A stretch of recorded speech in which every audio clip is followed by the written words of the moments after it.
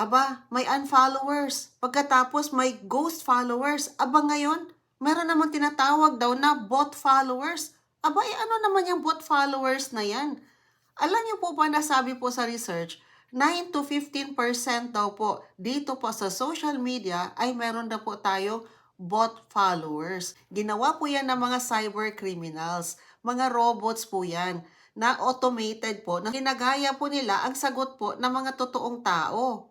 Ano po ba yung purpose? Para ma-scam po, para makuha po yung ating personal information, magbigay po ng mga link na yan. Itong mga social media bots ay binibenta po yan para dumami po yung mga engagement. So dumami po yung mag-like, mag-comment, at pati na po dadami din po yung mga followers. Mula po talaga mga totoong tao na gumagawa po niyan. Once mo-detect nga po yan, sigurado po na hindi po tayo mamomonetize o kaya madedemonetize po talaga tayo.